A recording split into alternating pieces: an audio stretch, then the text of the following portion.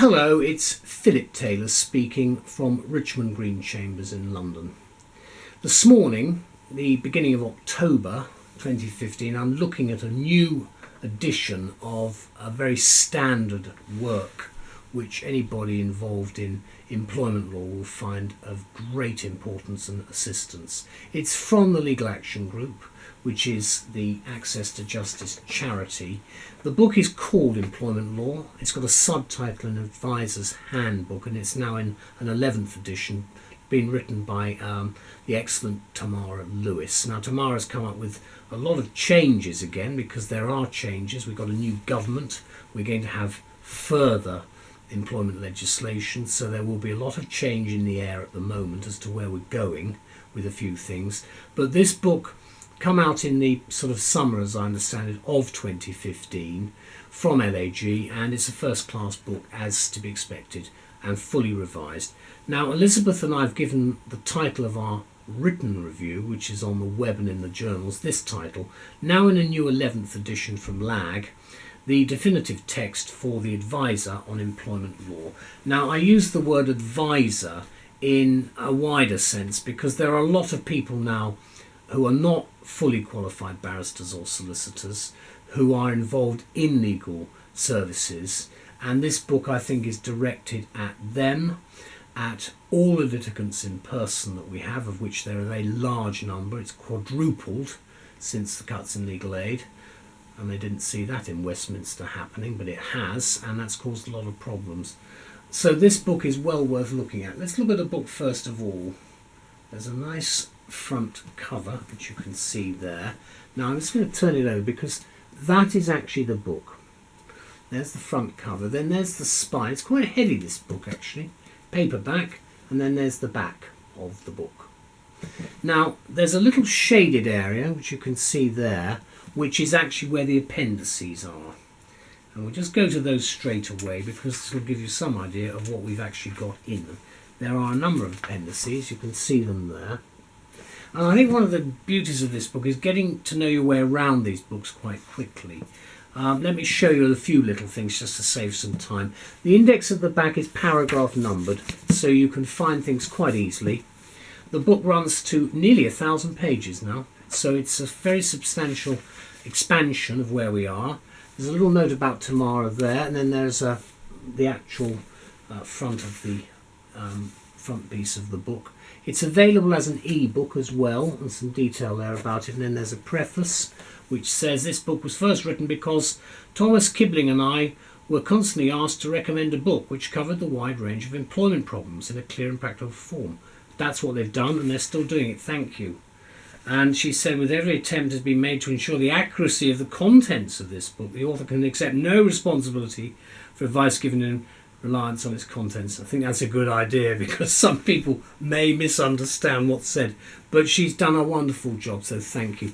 Acknowledgements there, and I'll just run through so you've got some idea of how it's structured. The contents section has a reasonable amount of detail there. But what you've got is you should be able to find things quite quickly. There are 22 chapters in total. It's split into 4 parts, remedies being at the back. Then the appendices, which I've shown you. Then you've got the table of cases. There's quite a few of those. Then you've got, after that, the statutes, not that many. Then, of course, you've got the statutory instruments as well. And then after that, we've got the European statutes, which again, that's creeping in a bigger way. And then an excellent abbreviation section. As with me, I find it very difficult to remember some of these abbreviations. You've got a lot in the substantive area of employment law, a lot of abbreviations. Then you've got the introduction. And again, what I do like, again, very much the house style of LAG, you've got the index for each chapter at the front, so you should be able to find things quite quickly. You do also have key points in shaded box areas, which again I've found helpful for this particular type of publication. The contract of employment, the heart of the issues. Then, of course, you've got the paragraph numbering at the sides, and you've got the footnoting.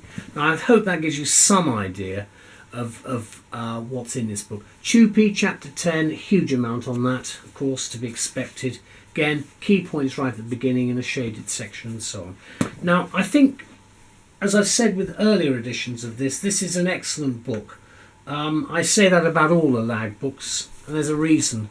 That is, these are the books we see in court, we see them in the tribunals, you will see them in most reference libraries, and if you ask, most of them will have them. The reason is they're not expensive, but you've actually got there what you need, what the judge needs or what the chairman of the tribunal needs. This is what we actually need as practitioners. We didn't have this years ago, we do now, and I think it's made everybody's lives a great deal easier, and I'm very grateful to everybody, and it's a thank you on behalf of my branch of the profession and everybody else's to the Legal Action Group for what they do. They give us a service which I think is wonderful, and I know that the judiciary also, probably don't want to say so, but I know that they actually find this of great help too. Because at the end of the day, we are there to try to resolve problems. We're not there to try and be overbearing or scoring points, which is what some people think we're there for. We're not. This sort of book does help us, and I'm very grateful to all concerned for what they've done in achieving that. Now, what Elizabeth and I've said about the new edition is as follows, because it follows on from previous reviews that I have done and the videos on the internet. This is what we say. As Tamara Lewis explains, this brand new edition of what is a highly regarded Employment Law Handbook covers, quote, the wide range of employment problems in a clear and practical form, and she does just that. The aim, she adds, is to identify the relevant legal and evidential issues, thereby providing a self-contained guide to the conduct and procedures pertaining to unfair and dismissal and discrimination cases. Hence the emphasis throughout on evidence, precedents and checklists. That's great, and you've got the key points at the front, which I think are very, very important too. And can I just indicate that if you are a litigant in person or someone who's not got legal representation, this book is a must for you, because it will explain certainly as well as they can what you're up against and what you've got to do. Because if you are the employee, the likelihood is that you could be unrepresented, and the guys on the other side will have the big lawyers. So you've got to be aware of what you're up against. Let me continue with the review, because it's important to note that this particular guide comes from the estimable Legal Action Group, which seeks to redress where possible any form of injustice against the vulnerable, and that's what we're all trying to do, frankly, at the end of the day. That's certainly what the judiciary should do, because it's a basic equitable principle. Sometimes wonder whether they've forgotten that. The book therefore centres on advice that would be most useful to low-paid workers and their advisors. As the focus is on the claimant, the approach is practical and the language is clear. That's why I'm saying that a litigant in person will, I think, find this helpful. Employment law is, of course, a huge subject area which, over the last decade or so, has expanded quite astonishingly, largely as a result of European Union influence, and I'm glad about that, because that's part and parcel of our membership of the European Union. So it should come as no surprise that this 11th edition of, which is now over 900 pages, is basically twice the size of the first edition, although, as the expert author explains, it's impossible to cover the whole of employment law in one volume. And that's true. You've got the loose leaf volumes, you've got the Butterworth's handbook, which is 1,000 pages, and so on. So, in fact, no, it's more than that. I mean, so it's actually a very large amount of work that has gone into this.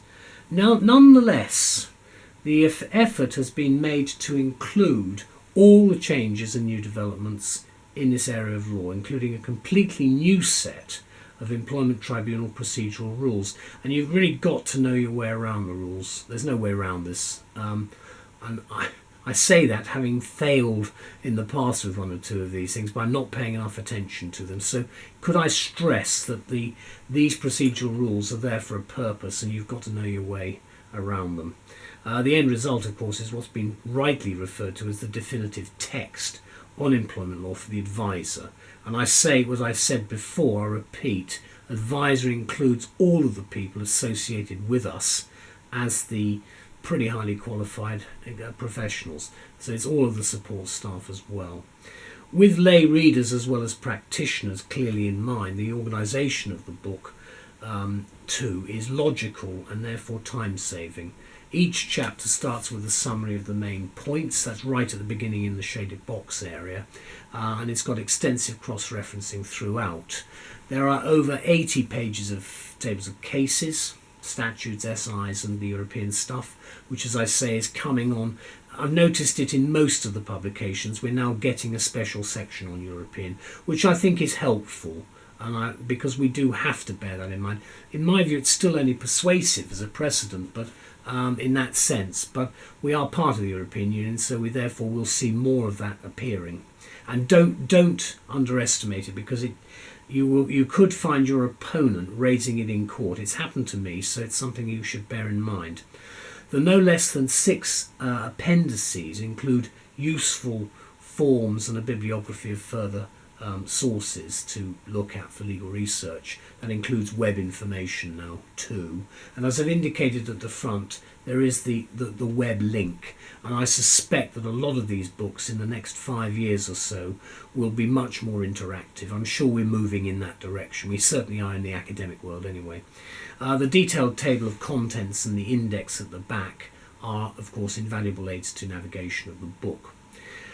Let me conclude by saying that here, in one compact volume, it's an outstandingly useful and up-to-date resource for anyone who's grappling with the increasingly diverse and complex area of employment law, from lawyers and claimant advisors to trades union representatives and officials. So if you fit into any one of these categories or related categories, you'll need this book. And the law is as stated as the 1st of July 2015, and I'm recording this on the 1st of October 2015. Here's the book again, then the spine and then the back. You see the spine there.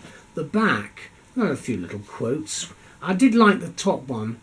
There is probably no other book that provides so much information for such a reasonable cost. Absolutely right. But that's the beauty of these lovely books from LAG. Now I'm just opening it in the middle. Chapter 13, lucky or unlucky, depending on your views. What is discrimination under the law? So we get some, you see, it's quite hard hitting in that it goes directly, there's no waffle in this, it goes directly to the relevance of a particular claim you might be making. Do remember you've got the footnoting. I think the case law is nicely balanced, if I may say so, there's not too much.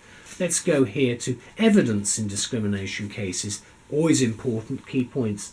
I've found a lot of the burden of proof, of course, is mentioned. I have found, when it comes to evidence in discrimination cases, that is quite often one of the areas where the lawyer on the other side is going to be quite sort of clever about it all.